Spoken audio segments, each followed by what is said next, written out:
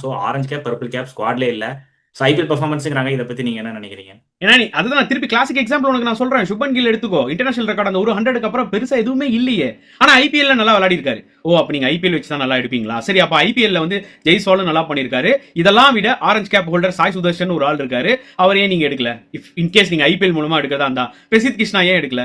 நீங்க அஷித் ராணா தானே ப்ரிஃபர் பண்ணிருக்கீங்க. நம்ம வந்து என்னதான் வந்து நல்லா பெர்ஃபார்ம் பண்ணாலுமே நம்மளோட பெர்ஃபார்மன்ஸை பேஸ் பண்ணி தான் இவங்க எடுப்பாங்களா இல்ல இவங்களுக்கு ஃபேவரட் பிளேயர்ஸ் எடுப்பாங்களான்ற மாதிரி ஒரு தாட் ஆக்சுவலா பிளேயர்ஸ்குள்ள வந்துரும் போல. பாலிடிக்ஸ்ன்றது அங்கங்கே கொஞ்சம் எல்லா இடத்துலயுமே இருக்கும் கிரிக்கெட்ல, நான் இல்லைன்னா சொல்ல மாட்டேன். ஆனா என்னைக்குமே ஃப்ரஸ்ட்ரேட் ஆனது இல்ல இத்தனை வருஷம் கிரிக்கெட்ல நான் பார்த்ததுல. ஆனா இப்பதான் வந்து சில கௌதம் கம்பீர் கோச் ஆனதுக்கு அப்புறம், அகர்கர் செலக்டர் ஆனதுக்கு அப்புறமா தான் இல்ல கைண்ட் ஆஃப் அந்த ஒரு ஓவர் ப்ரிஃபர் பண்றாங்களோ அவங்க ஓன் பிளேயர்ஸ்.